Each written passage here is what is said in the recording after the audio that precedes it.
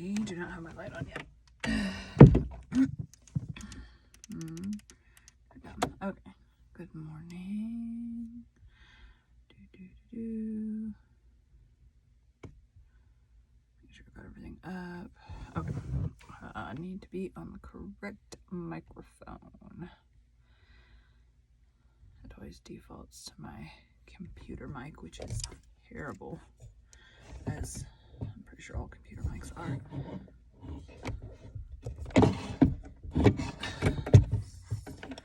This to not be so weird. I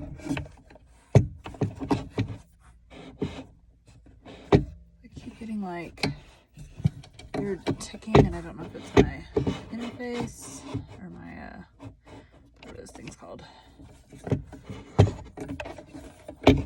we go. Let's do it that way. I don't know if it's my preamp or if it's my I think it's just me, but do that. We'll move it a little bit. There we go. Okay.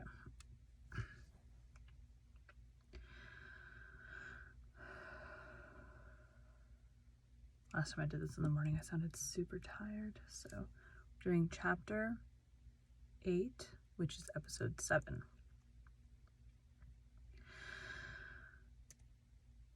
Welcome to Bite at a Time Books, where we read you your favorite classics one bite at a time. My name is Bree Carlisle, and I love to read and wanted to share my passion with listeners like you. If you enjoy our show, be sure to follow us so you get all the new episodes. If you want to see exclusive behind the scenes of our show, join our Patreon. We would also love for you to drop us a rating on your favorite podcast platform and share our show with your friends. You can catch us on all the social medias at Bite at a Time Books. We are now part of the Bite at a Time Books Productions Network. If you ever wondered what inspired your favorite classic novelists to write their stories, what was happening in their lives or the world at the time, check out Bite at a Time Books Behind the Story wherever you listen to podcasts. Today we will be continuing The Time Machine by H.G. Wells. And I've got doing the Time Machine chapter, and then we're doing his life if I have time. About an hour and 15 minutes till I gotta work. 8. Explanation. So far as I could see, all the world displayed the same exuberant richness as the Thames Valley. From every hill I climbed, I saw the same abundance of splendid buildings, endlessly varied in material and style, the same clustering thickets of evergreens, the same blossom-laden trees and tree ferns. Here and there, water shone like silver, and beyond, the land rose into blue undulating hills and so faded into the serenity of the sky.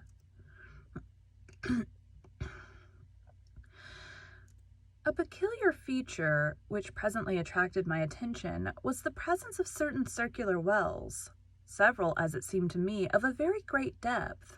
One lay in the path up the hill which I had followed during my first walk. Like the others, it was rimmed with bronze, curiously wrought and protected by a little cupola from the rain.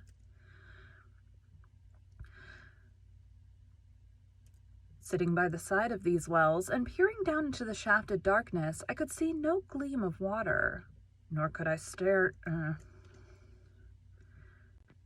Sitting by the side of these wells and peering down into the shafted darkness, I could see no gleam of water, nor could I start any reflection with a lighted match. But in all of them I heard a certain sound, a thud, thud, thud, like the beating of some big engine, and I discovered from the flaring of my matches that a steady current of air set down the shafts. Further, I threw a scrap of paper into the throat of one, and instead of fluttering slowly down, it was at once sucked swiftly out of sight. After a time, too, I came to connect the...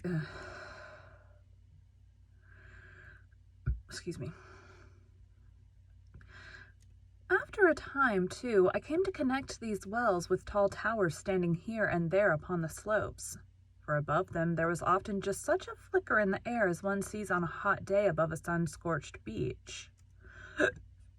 Excuse me. Beach. Putting things together, I reached a strong suggestion of an extensive system of subterranean ventilation, whose true import it was difficult to imagine. I was at first inclined to associate it with the sanitary apparatus of these people. It was an obvious conclusion, but it was absolutely wrong.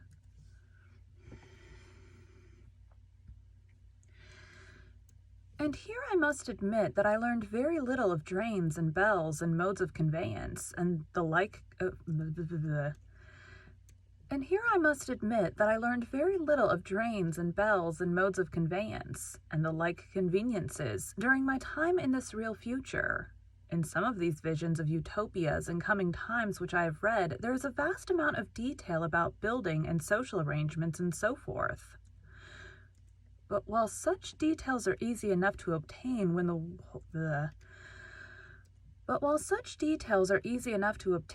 whole world is contained in one's imagination, they are altogether inaccessible to a real traveler amid such realities as I found here.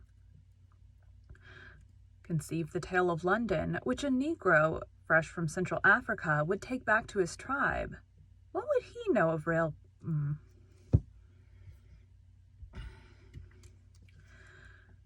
What would he know of railway companies, of social movements, of telephone and telegraph wires, of the parcels delivery company, and postal orders and the like?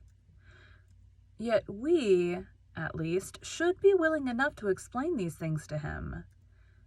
And even of what he knew, how much could he make his untraveled friend either apprehend or believe? Then, think how narrow the gap between a Negro and a white man of our own times, and how wide the interval between myself and these of the Golden Age. I was sensible of much which was unseen, and which contributed to my comfort, but save for a general impression of automatic organization, I fear I can convey very little of the difference to your mind. In the matter of sepulture, for instance, I could see no signs of crematoria, nor anything suggestive of In the matter of sepulture, for instance, I could see no signs of crematoria, nor anything suggestive of tombs, but it occurred to me that possibly there might be cemeteries or crematoria somewhere beyond the range of my explorings. This again was a question I deliberately put to myself, and my curiosity was at first entirely defeated upon the point. The thing puzzled me, and I was led to make a further remark, which puzzled me still more, that aged and infirm among this people there were none.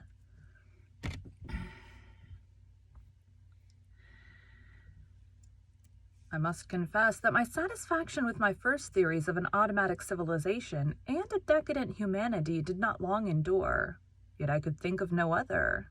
Let me put my difficulties. The several big palaces I had explored were mere living places, great dining halls and sleeping apartments. I could find no machinery, no appliances of any kind. Yet these people were clothed in pleasant fabrics that must at times need renewal, and their sandals, though undecorated, were fairly complex specimens of metalwork. Somehow such things must be made, and the little people displayed no vestige of a creative tendency. There were no shops, no workshops, no sign of importations among them. They spent all their time in playing gently, in bathing in the river, in making love in a half-playful fashion, in eating fruit and sleeping. I could not see how things were kept going. Then again, about the time machine, something, I knew not what had taken it into the hollow pedestal of the White Sphinx. Why? For the life of me I could not imagine. Those waterless wells, too, those flickering pillars.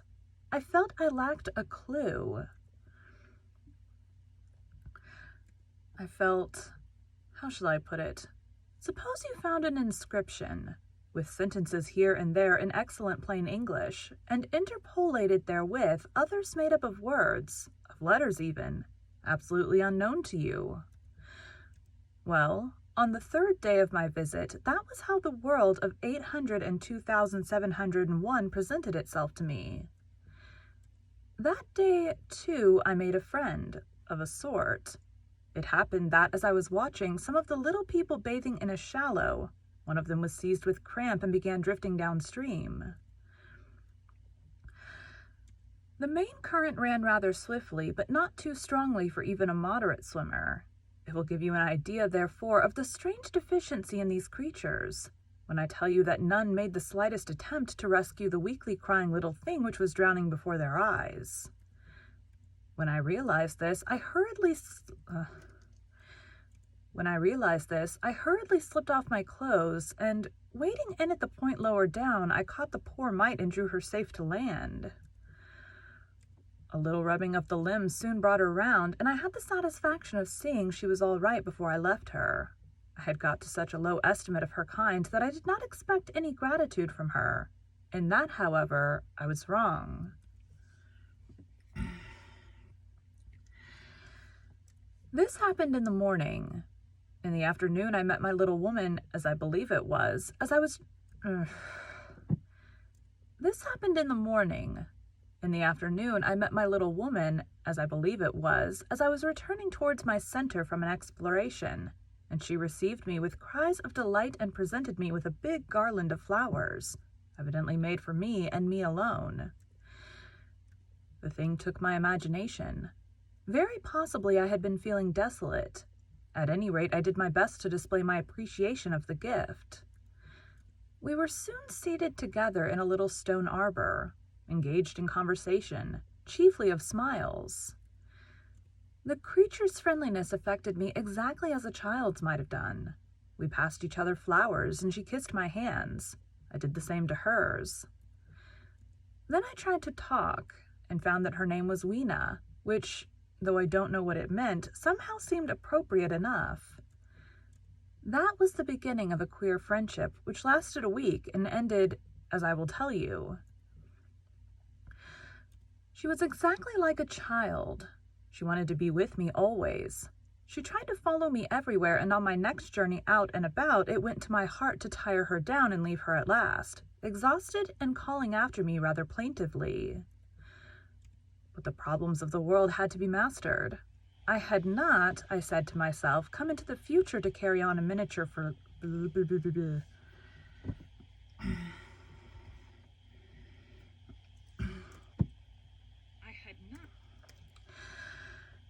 I had not, I said to myself, come into the future to carry on a miniature flirtation. Yet her distress when I left her was very great. Her expostulations at the parting were sometimes frantic, and I think, altogether, I had as much trouble as comfort from her devotion.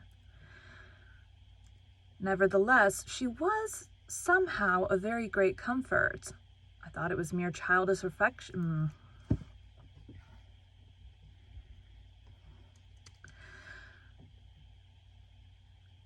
I thought it was mere childish affection that made her cling to me, until it was too late. I did not clearly know what I had inflicted upon her when I left her, nor until it was too late did I clearly understand what she was to me. For, by merely seeming fond of me, and showing in her weak, futile way that she cared for me, the little doll of a creature presently gave my return to the neighborhood of the White Sphinx almost the feeling of coming home. And I would watch for her tiny figure of white and gold so soon as I came over the hill.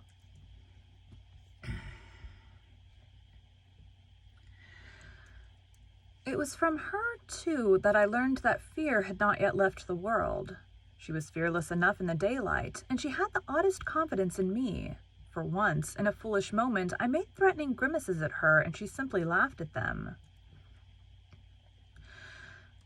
But she dreaded the dark, dreaded shadows, dreaded black things. Darkness to her was the one thing dreadful. It was a singularly passionate emotion, and it set me thinking and observing. I discovered then, among other things, that these little people gathered into the great houses after dark and slept in droves. To enter upon them without a light was to put them into tumult of apprehension.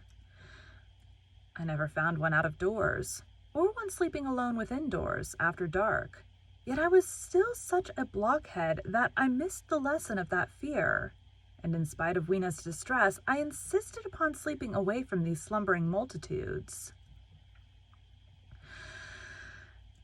It troubled her greatly, but in the end her odd affection for me triumphed, and for 5 of the nights of our acquaintance, including the last night of all, she slept with her head pillowed on my arm. But my story slips away from me as I speak of her. It must have been the night before her rescue that I was awakened about dawn. I had been restless, dreaming most disagreeably that I was drowned, and that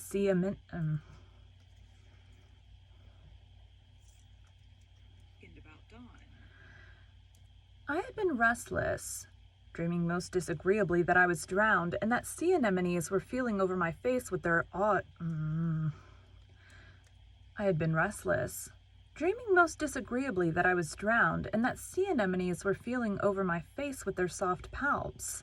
I woke with a start, and with an odd fancy that some grayish animal had just rushed out of the chamber, I tried to get to sleep again, but I felt restless and uncomfortable.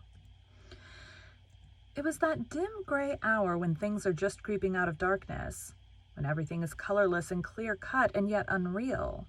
I got up and went down into the great hall, and so out upon the flagstones in front of the palace, I thought I would make a virtue of necessity and see the sunrise.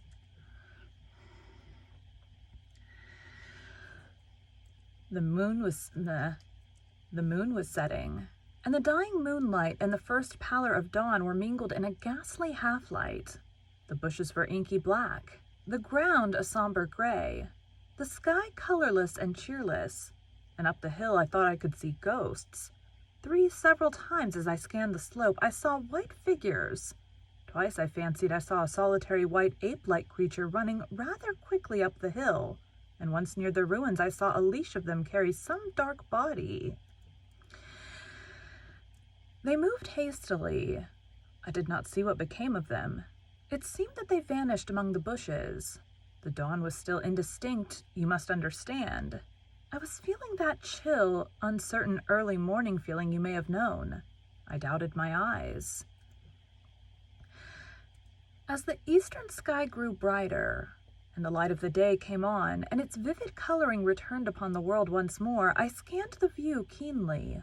But I saw no vestige of my white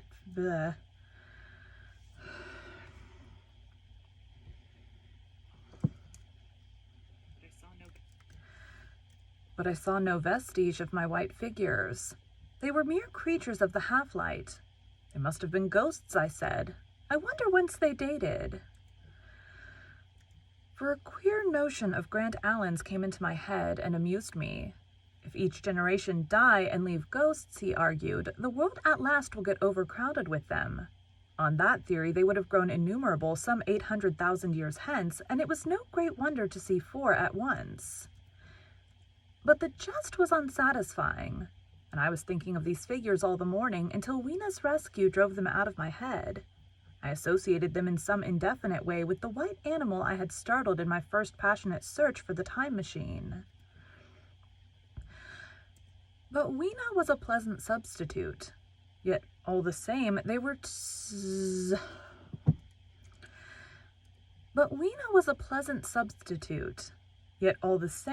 soon destined to take far deadlier possession of my mind. I think I have said how much hotter than our own was the weather of this golden age. I cannot account for it. It may be that the sun was hotter, or the earth nearer the sun. It is usual to assume that the sun will go on cooling steadily in the future. But people, unfamiliar with such speculations as those of the younger Darwin, forget that the planets must ultimately fall back one by one into the parent body. As these catastrophes occur, the sun will blaze with renewed energy, and it may be that some inner planet had suffered this fate. Whatever the reason, the fact remains that the sun was very much hotter than we know it. Should be getting towards the end if this is... Well, one very hot morning, My fourth, I think, as I was seeking shelter from the heat and glare in a colossal ruin near the great house where I slept and fed, there happened this strange thing. Clambering among these heaps of masonry, I found a narrow gallery, whose end and side windows were blocked by fallen masses of stone. By contrast with the brilliancy outside, it seemed at first impenetrably dark to me. I entered it groping, for the change from light to blackness made spots of color swim before me. Suddenly I halted spellbound. A pair of eyes, luminous by reflection against the daylight without, was watching me out of the darkness. The old instinctive dread of wild beasts came upon me. I clenched my hands and steadfastly looked into the glaring eyeballs. I was afraid to turn. Then the thought of the absolute security in which humanity appeared to be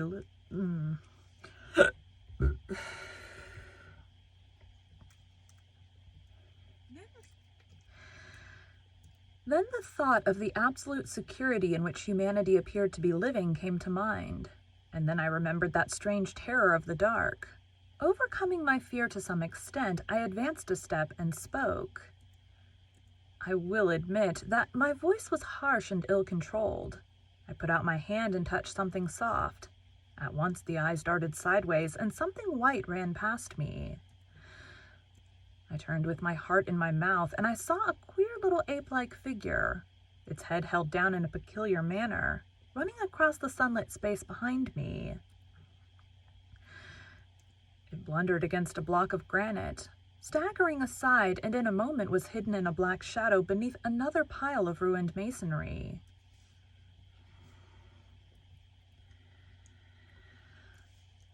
My impression of it is, of course, imperfect, but I know it was a dull white and had strange large grayish My impression of it is, of course, imperfect, but I know it was a dull white and had strange large grayish-red eyes, also that there was flaxen hair on its head and down its back. But as I say, it went too fast for me to see distinctly.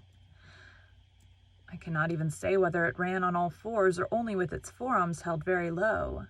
After an instant's pause, I followed it into the second heap of ruins. I could not find it at first, but after a time, in the profound obscurity, I came upon one of those round, well-like openings, of which I have told you, half closed by a fallen pillar. A sudden thought came to me. Could this thing have vanished down the shaft? I lit a match, and looking down I saw a small white moving creature, with large bright eyes which regarded me steadfastly as it retreated. It made me shudder. It was so like a human spider. It was clambering down the wall, and now I saw for the first time a number of metal foot and hand rests forming a kind of ladder down the shaft. Then the light burned my fingers and fell out of my hand, going out as it dropped. When I had lit another, the little monster had disappeared. I do not know how long I sat peering down that well. It was not for some time that I could succeed in persuading myself that the thing I had seen was human. But gradually the truth dawned on me. That man had not remained one species, but had differentiated into two distinct animals. That my graceful children of the upper world were not the sole descendants of our generation. But that this bleached, obscene, nocturnal thing, which had flashed before me, was also heir to all the ages. I thought of the flickering pillars, and of how my theory of an underground ventilation. I began to suspect their true import. And what, I wondered, was this lemur doing in my scheme of a perfectly balanced organization? How was it related to the indolent, How was it related to the indolent serenity of the beautiful overworlders? And what was hidden down there at foot of that shaft? I sat upon the edge of the well, telling myself that, at any rate, there was nothing to fear, and that there I must descend for the solution of my difficulties. And withal, I was absolutely afraid to go. As I hesitated, two of the beautiful upworld people came running in their amorous sport across the daylight in the shadow. The male pursued the female, flinging flowers at her as he ran.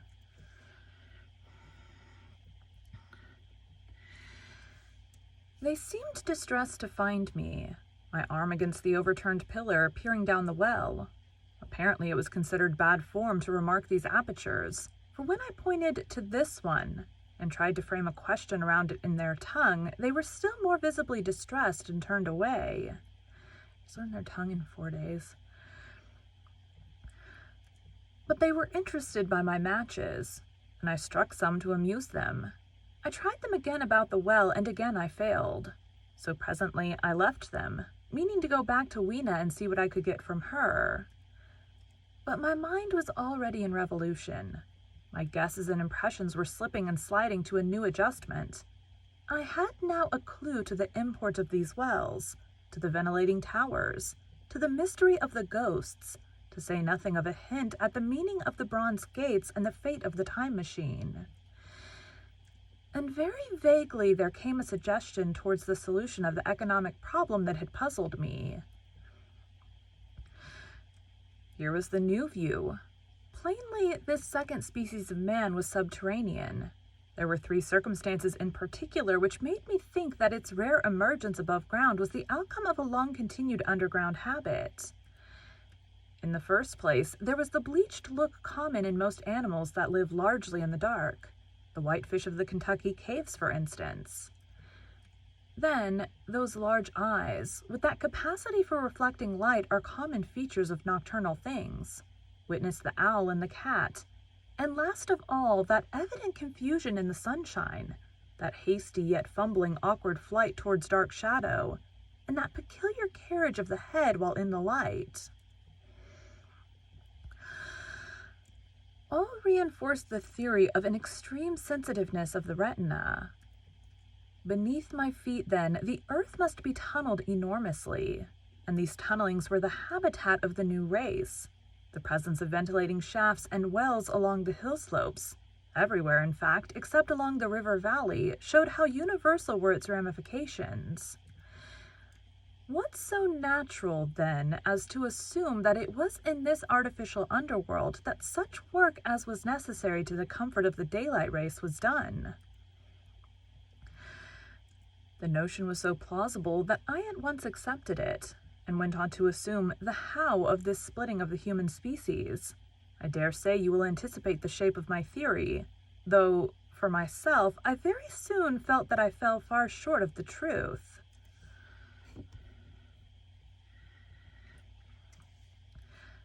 At first, proceeding from the problems of our own age, it seemed clear as daylight to me that the gradual widening of the present, merely temporary and social difference between the capitalist and the laborer was the key to the whole position.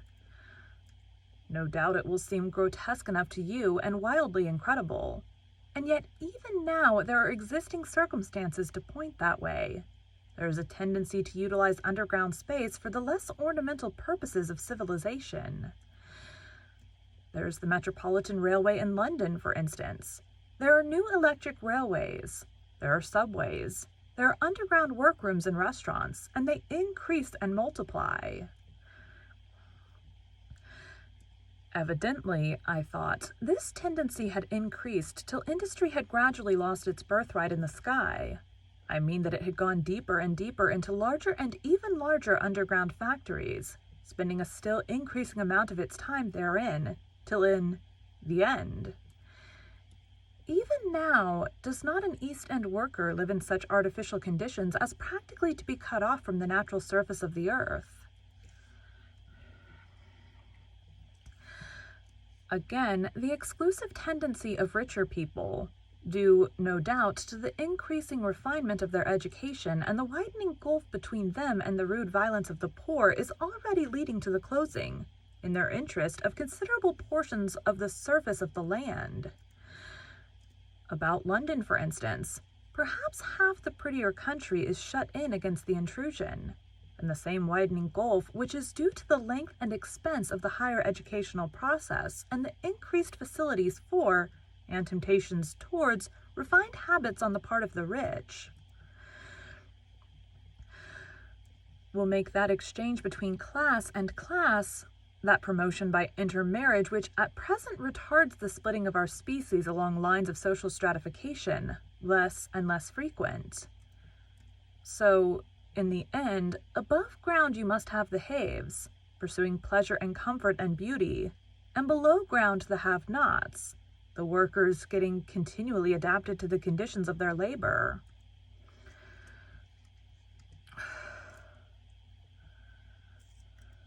Less and less frequent. So, in the end, above ground you must have the haves, pursuing pleasure and comfort and beauty, and below ground the have-nots, the workers getting continually adapted to the conditions of their labor. Once they were there, they would no doubt have to pay rent, and not a little of it, for the ventilation of their caverns, and if they refused, they would starve or be suffocated for arrears. Such of them as were constituted as to be miserable and rebellious would die, and in the end, the balance being permanent, the survivors would become as well adapted to the conditions of underground life, and as happy in their way as the overworld people were to theirs. As it seemed to me, the refined beauty and the etiolated pallor followed naturally enough. I could see the end. The great triumph of humanity I had dreamed of took a different shape in my mind. It had been no such triumph of moral education and general cooperation as I had imagined. Instead, I saw a real aristocracy.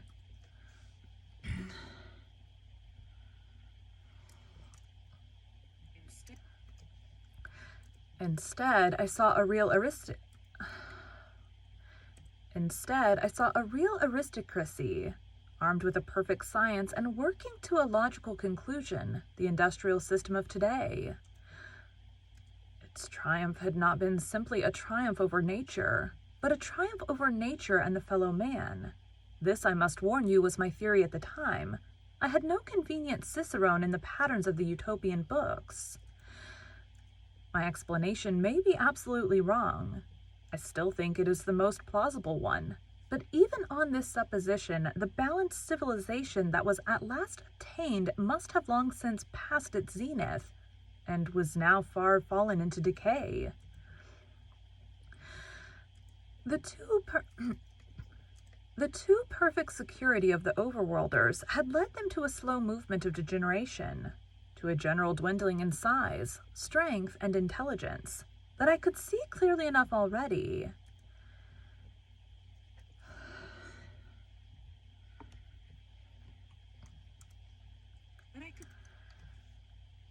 That I could see clearly enough already. What had happened to the undergrounders I did not yet suspect, but from what I had seen of the Morlocks, that, by the by, was the name by which these creatures were called. I could imagine that the modification of the human type was even far more profound than among the Eloi, the beautiful race that I already knew. Then came troublesome doubts. Why had the Morlocks taken my time machine? For I felt sure it was they who had taken it. Why, too, if the Eloi were masters, could they not restore the machine to me? And why were they so terribly afraid of the dark? I proceeded, as I have said, to question Weena about this underworld. But here again I was disappointed. At first, she would not understand my questions, and presently she refused to answer them. She shivered as though the topic was unendurable, and when I pressed her, perhaps a little harshly, she burst into tears.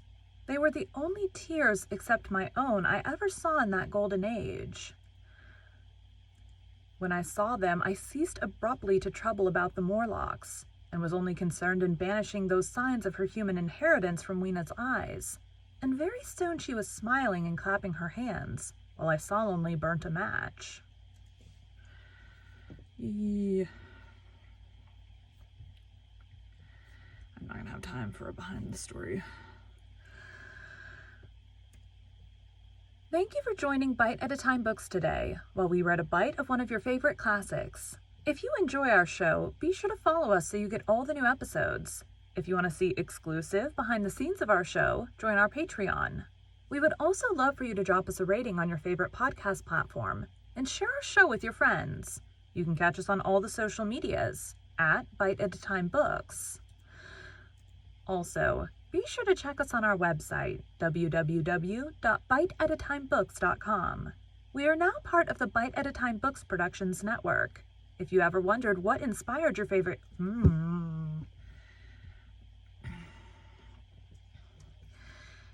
If you ever wondered what inspired your favorite classic novelists to write their stories, what was happening in their lives or the world at the time, check out Bite at a Time Books Behind the Story, Tuesdays wherever you listen to podcasts. Again, my name is Bree Carlisle, and I hope you come back tomorrow while we take the next bite of the time machine. Okay, save that business. Thanks, guys.